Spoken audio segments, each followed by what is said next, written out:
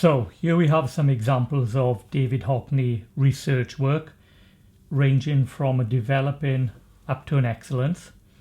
If we remember what we're actually looking for, we're looking for 3 sections of information. Information on David Hockney's life, with pictures appropriate to the different stages of his life. Information on David Hockney's technique. David Hockney is an artist who went through various different styles of work throughout his career, including pop art, cubism inspired work, photo joiners, etc. And then probably the most difficult section, how David Hockney's work is influenced by cubism, where students show a real understanding of not only how David Hockney's work was influenced by cubism, but the characteristics of cubism which actually had an impact on David Hockney's work. All this is set out over a double page with lots of pictures, possibly flap outs, and with good quality presentation for headings, subheadings, etc.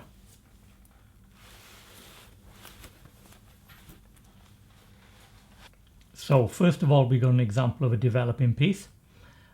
We've got a heading in this joiner fragmented type style. We've got the 3 sections.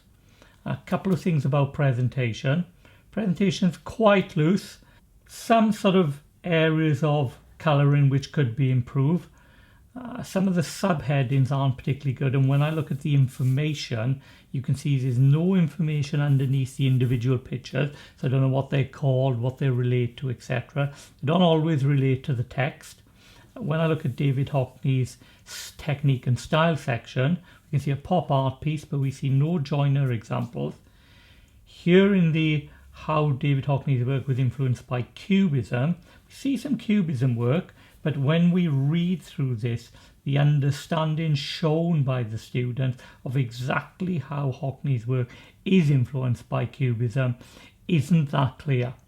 Overall, this is a 6 out of 10, so a developing.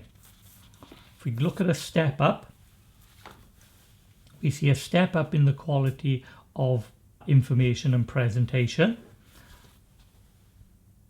Although I would say the title isn't as good. He starts off in quite a careful way, but then seems to rush it.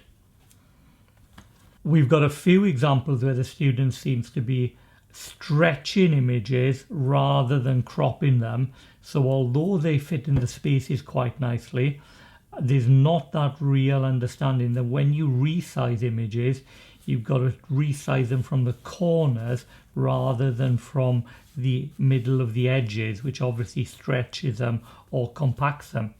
So that's a bit of a mistake in presentation, although I quite like what he's trying to do. Again, there is some writing and techniques going on in there, probably about the same amount of information. There's a better level of presentation, and there's a better understanding how David Hockney's work is influenced by cubism, although oddly he doesn't include any examples of cubism in this section, which even this example did. It gets the secure.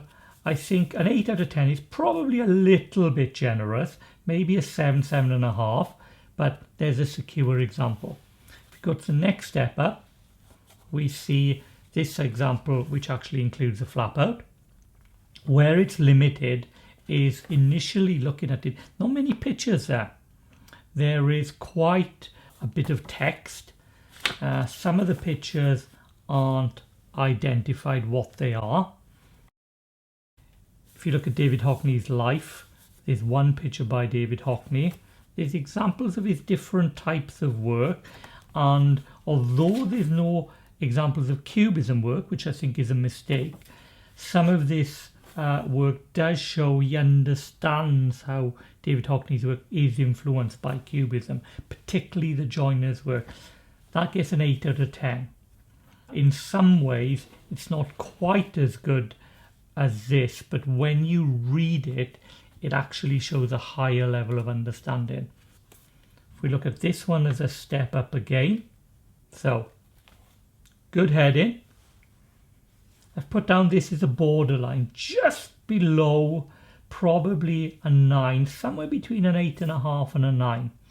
So it's knocking on the door of that excellent level. You can see there's a step up in presentation, there's a step up in the number of pictures, there's a few small flap outs of information,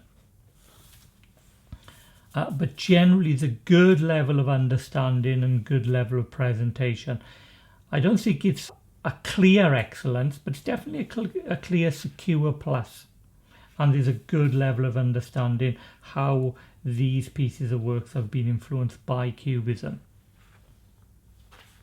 If we go up to a definite 9 out of 10 and an excellent level, so we've got a bit more organized presentation, perhaps not as colorful as the one before, but a step up in terms of the heading, the overall presentation, more pictures, again a better understanding in the written work. I don't think he's necessarily written a lot more than this student, but definitely a better understanding and a better link and knowledge of how Hockney's work is influenced by Cubism, some of his painting work and some of his photographic joiner work.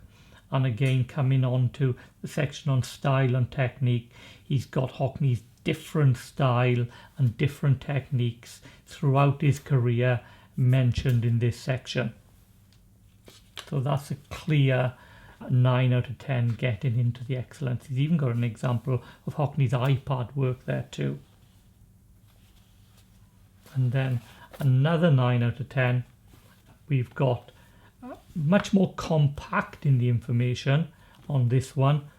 Probably a little bit better understanding, a little bit more written, a few more pictures, although some of them are a bit smaller. I think he could have created a bit more space by producing some flap outs, but again, a good quality example which is good enough to get into the excellences.